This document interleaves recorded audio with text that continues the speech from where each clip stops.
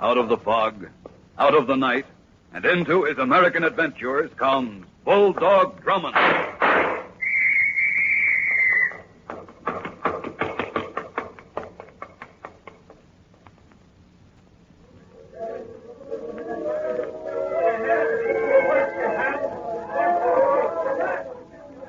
Come with me to North Beach, one of the finest beaches on the Atlantic, famous for its swimming, sports, and for Wynn's Wonderland, a gay, exciting sportland without equal.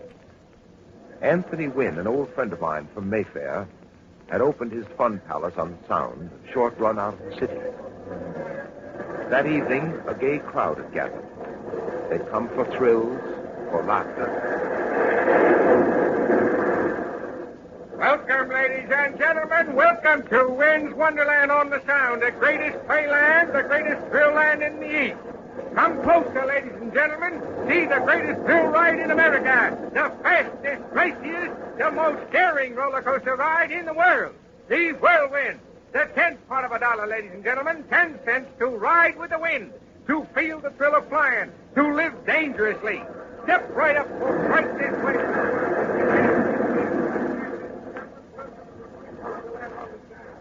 All off into the ride. All right, mister, this is the end of the line, all out. Hey, mister. Hey, Barker. Barker, come here. Something's the matter with this guy here. Now, what's going on here? Hey, look, mister, you have to get off or pay for another ride. Hey, don't you hear me? Hey, stand back, please. Don't cry. Hey. What's the matter with him? This man is dead.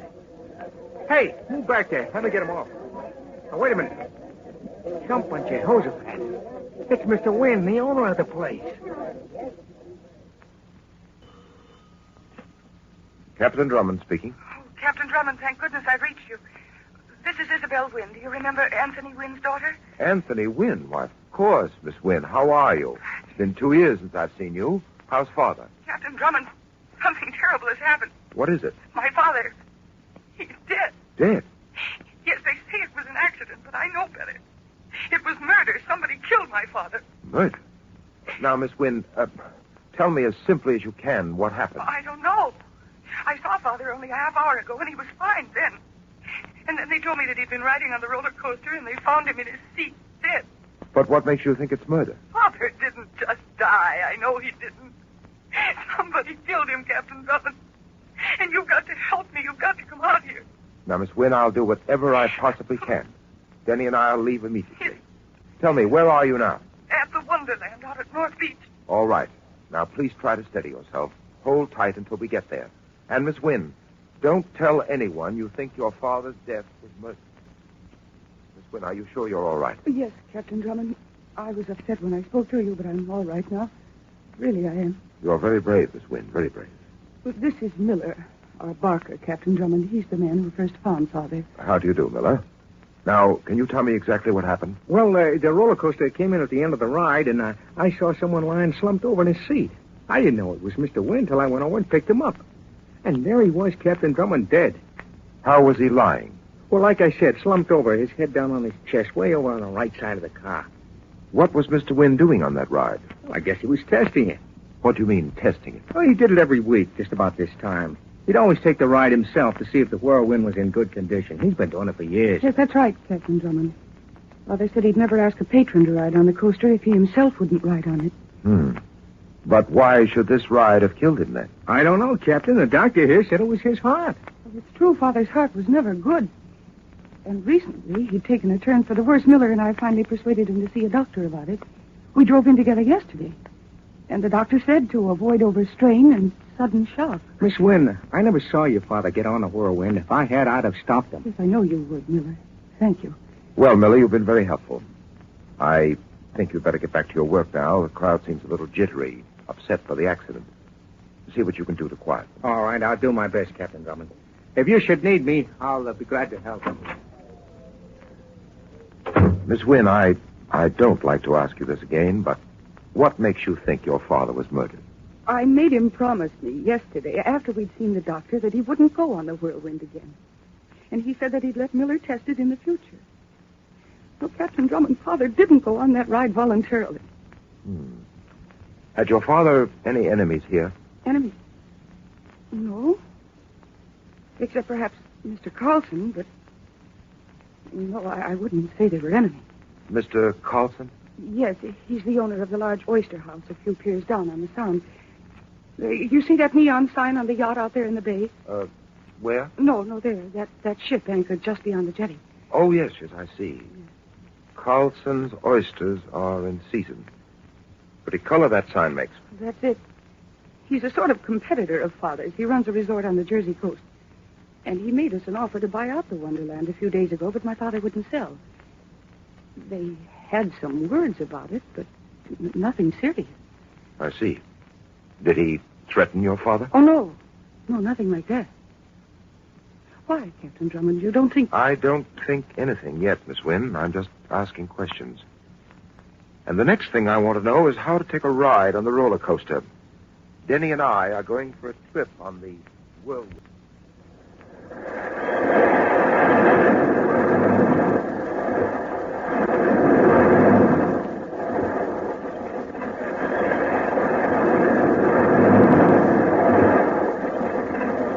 Are you all right back there, Denny? Oh, yes, sir.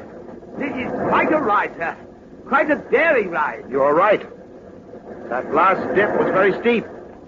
Steep enough, I'd say, to kill a man with a weak heart. You mean, sir, you believe Mr. Wynne was really killed? I'm not sure yet. Oh, wait, don't move, Denny. What's that, sir? Don't move. Now tell me, where are you sitting? Why, here, sir. Back here on the left side of the seat. That's it, on the left side of the seat. That last dip curves sharply to the right. The speed of the roller coaster would naturally throw us both to the left. Yes, naturally, sir. I purposely sat alone in the front seat, Denny, with you in the seat behind me, to see what would happen. Well, I'm sorry to be dull, sir, but I don't see what you're driving at. Miller, the barker, told us that he found Wynn's body slumped over in the front seat on the right-hand side of the car. That means he couldn't possibly have been on that ride alone. Otherwise, that last dip would have thrown him over to the left the way it did us. Then he wasn't alone, sir, when he took that fatal ride. No. Someone rode alongside of him. Someone who knew he had a weak heart and knew he couldn't stand the shock of that last drop. Someone who forced him on that ride.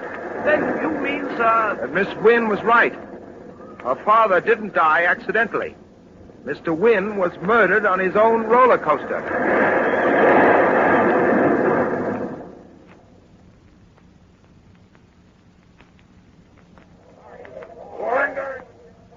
Well, Isabel, you were right. Then Father was murdered, Captain Drummond. Yes. Someone forced him on that roller coaster, knowing the sharp curves and drops would be too much for his hop. Why? Well, who would want to do that, sir? I don't know yet. Now, Isabel, I want you to tell me what other attractions you have here at Wonderland. Well, we have a shooting gallery here, as you see. Yes. And what's down there? Just past the shooting range, over to the left, you can see the whirler go on. Then there's the carousel across the road. Why, what are you after, Captain Drummond? I don't know yet. I'm just getting an idea. Go on. That's about all. Except for the whirlwind and the ride in the moonlight. Ride in the moonlight. What's that? Oh, it sounds very romantic, sir. It is. It's a kind of modern old mill built right out into the water. A boy and a girl like a boat ride in the moonlight. Well, we fixed up some boats with outboard motors, and the couples take them out on the Sound. I'd like to see that ride, Isabel. It's just around the corner here, but I don't think you'll find it very exciting, Captain. You can't tell. Well, there it is. Ride in the moonlight. See, the boats leave through that passageway on the right, and they ride under a tunnel for about 50 yards, and then they're out on the Sound. The route beyond the tunnel is marked by buoys, and you run along the Sound for about a minute, and then back through another tunnel to the Star. Very ingenious. It sounds very attractive. It's very popular, too. Isabel, would you care to take a ride in the moonlight with me? With me and Denny, of course. Why, yes, Captain Drummond, if you think it worthwhile. I do.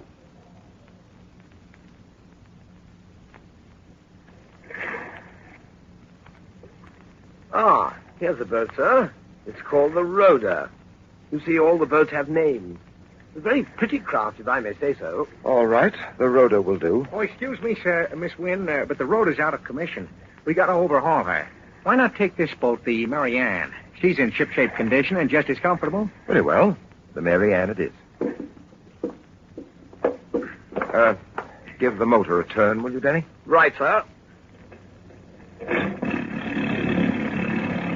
Ah, ready, sir. Here we go.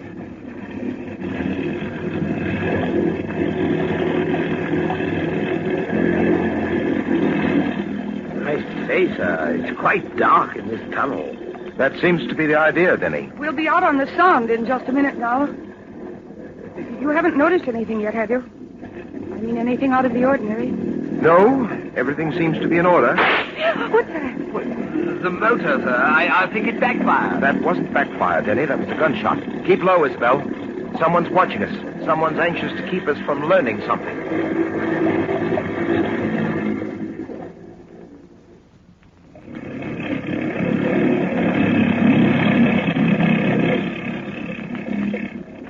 Denny and I discovered that Anthony Wynne, an old friend of mine, was murdered. His accidental death due to heart failure was no accident, but a coldly planned killing. And in our search for the killer, Denny and I were in one of the little ride-in-the-moonlight boats with Isabel, Anthony's daughter. In the darkness of the tunnel, a shot rang out. Keep low, Isabel. Someone's watching us. Someone's anxious to keep us from learning something. Denny, can you speed up that motor? I'll try, sir. No, I can't. It's set at a fixed speed. All right, we'll just have to hug the bottom then. Keep down, both of you.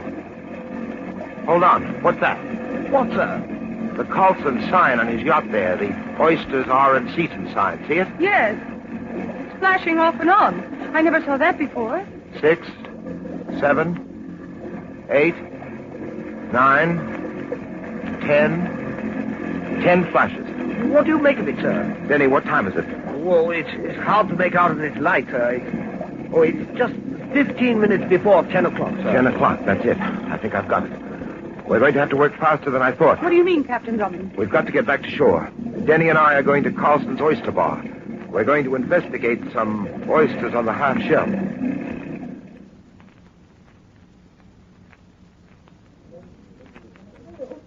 Let's move over to the oyster bar, Denny. Is it 10 yet? Almost, sir. It's about 3 minutes before the hour. Keep your eyes open. For what, sir? Anything unusual? Denny, Yes, sir. that man there at the oyster bar. The one taking the box of oysters, sir? Yes. Yes, I heard him order a dozen oysters to take out. Let's move over and I'll stumble against him. I'll try to knock the package out of his hand. See if you can get one of those oysters. I'll try, sir. Excuse me, sir. Could you spare me a match? I'm... You clumsy fool! Oh, I say, I'm dreadfully sorry. Really, I am. Here, let me help you pick them up. Get away from here! Get away, you stumbling idiot! Leave those oysters alone. Don't you touch them. I'll kill you. I don't want your help. Get out of my way, you fool, you bungling fool. Good work, Denny. Yeah, what a friendly temper. There must be something the matter with that man. Did you get one? Did you see that man, sir? He turned purple with rage. I never saw anything like it in my life, Yes, sir. yes, I saw him, Denny, and I think I know why. You did get one of the oysters, didn't you? Oh, yes, I did, sir. And most amazing, sir, these oysters aren't opened. I never heard of anyone ordering unopened oysters before, did you, sir? Not unless they aren't to be eaten. What do you mean, Captain Drummond? I'll know in a moment. Give me that oyster, Denny. No, not here. Come over to the corner. I want to open it. Open it, sir? Give me your knife. Thank you. There, that does it. Well, that isn't an oyster, sir. No, Denny. There's a small white package in between these oyster shells. What do you make of it, sir? Come on, I'll tell you as we go. We haven't a moment to waste. We're going for another ride on the Mary Ann. Another exciting ride in the moonlight.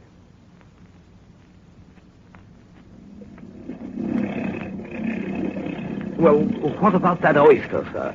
Dope, Denny. Dope, sir? Yes. The oyster house is merely a blind for dope peddling. They take oysters, open them slightly, remove the meat, put in the drug, and close the shells again. thought it was odd for a man to come up to the oyster bar and order a dozen oysters in season to take out. One doesn't ask for oysters in season unless one means something besides oysters. Oh, I see, sir. And that man I encountered, he must have been a purchaser. That's why he was so furious when I bumped into him. That man was an addict. You notice his face? Horrible tenseness of his eyes and the stiffness of his body? Yes, I did. He seemed almost ready to kill me, sir. And he might have, if he'd seen you take an oyster. Such men are desperate, and they'll stand for no interference. Denny, it was this that Mr. Wynne discovered before he was killed. You mean they found out that Mr. Wynne knew of their traffic in the foul drug, eh, sir? Exactly. And Carlson, knowing Mr. Wynne had a weak heart, forced him to ride on the whirlwind, thereby murdering him. Yes, but how could Carlson know that, sir? Miller, the barker. You remember he drove Miss Wynne and her father in to see the doctor yesterday? The Millers mixed in it, too. I say, Captain Drummond, where are you taking the boat? You're not following the buoys. You're going out further into the Sound. We're taking a detour, Denny. We're going to visit Carlson's yacht. I suspect it's much more than an advertisement for the oyster house, and much more than a yacht.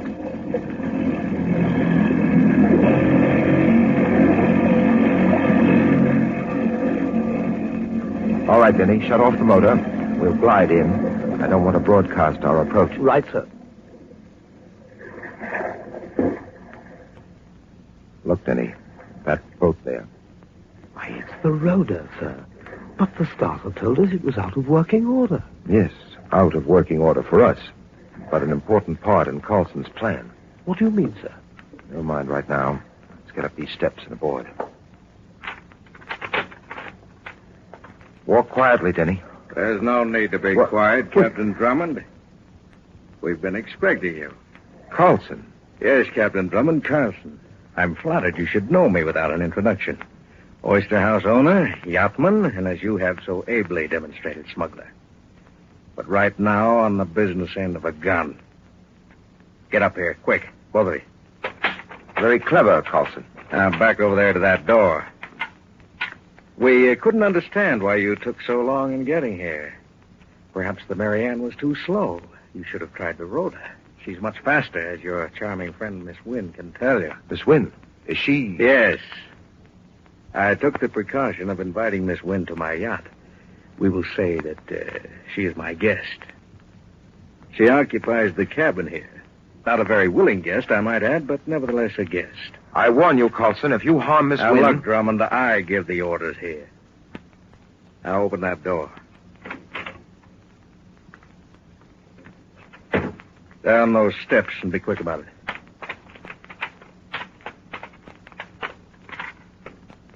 We'll open that door and get inside. Now, this is the anchor room, Drummond. The room in which the anchor chain piles when we lift anchor. You see the windlass there and the chain attached. I'm sorry it's not very comfortable.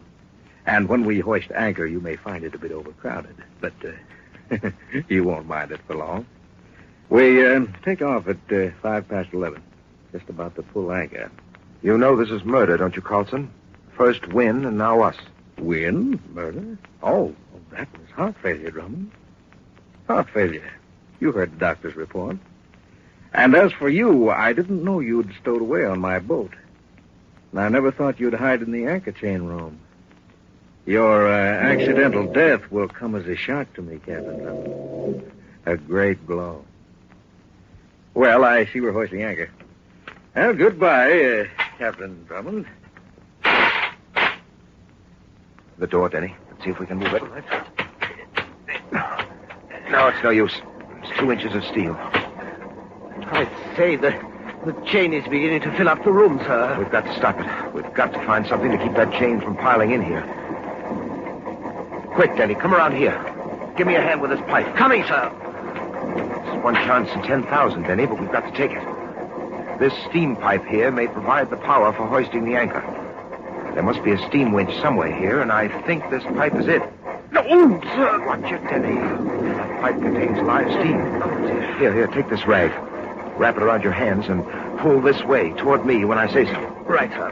I'm ready. All right, then, pull. It's bending. Now, once more, together. Pull. Watch out, Denny. That live steam will score you. Keep behind it.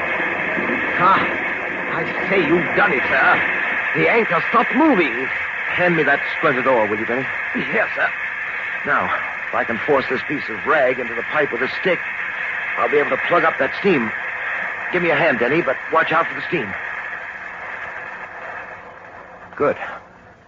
Now, help me bend this pipe in the direction of the door. They'll be down in a minute to find out what's wrong, and we'll be able to greet them properly. That's got it. Now, stand back, Denny. What's going on in there? Come on, get out of there, both of you. Miller, here's something you didn't expect.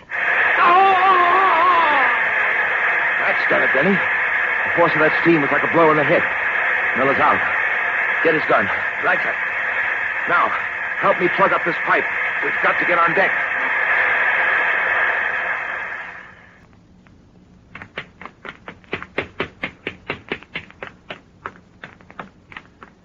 Hurry, Denny.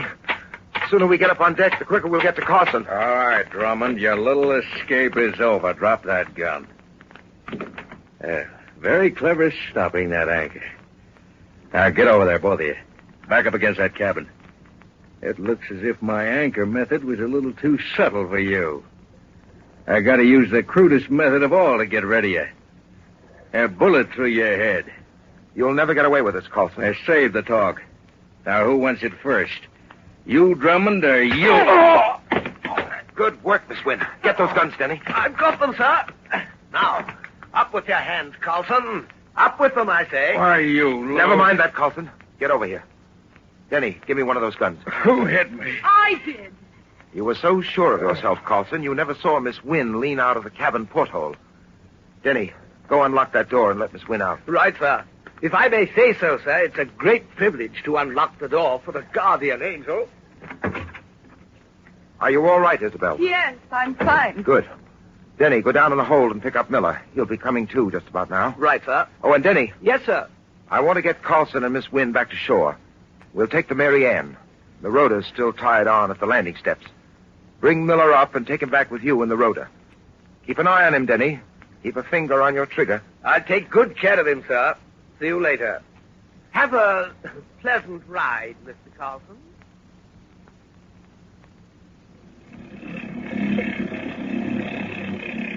Captain Drummond, did this man kill my father? Yes, he and Miller. They did it together. Your father found out that Carlson was running more than an oyster house. That's why Carlson tried to buy him out. And then when Father wouldn't sell, he forced him on the roller coaster. But why? Because he was smuggling dope. That was it. Yes. He brought the drugs into the Sound on his yacht and used the ride your father was operating as a blind for his smuggling. He landed his stuff on shore through the ride in the moonlight. The ride in the moonlight? Yes. One of his men, and perhaps a woman, to make it look like two people enjoying the ride, would buy a ticket, run the boat out through the tunnel into the Sound, and then they'd steer out to the yacht where the packages would be picked up. I see. And in those packages? Oysters. Oysters? Mm-hmm. Oysters packed with the drug. In case they were discovered in the process, those packages were very proper. Just a box of oysters bought at Carlson's oyster bar. How did you find out about the ride in the moonlight? Well, when we took our first ride, you remember the attendant said not to take the rudder, that she was out of order? Yes, I do remember. Well, I ran my hand across the motor. It was still hot. The boat was in good shape, and as I judged from the make of the motor, faster than the other boats. And then there was oil on the front of the boat. Oil? Yes, Carlson, oil. When we took that first ride, Isabel, and stayed in the lanes marked for the ride, our boat didn't pick up any oil. But the rudder had oil in her bow. Now, oil on the Sound can mean only one thing, a vessel. Carlson's yacht is the only vessel within half a mile. That was the last piece to the puzzle. The last piece but one. What do you mean, the last but one? The last question was how to get off Carlson's yacht with him pointing a gun at me. And you answered that one, Isabel. With my good right hand. Yes. When we've deposited our murderer here and Denny comes in with Miller, the ride in the moonlight will be restricted to couples interested exclusively in the moon.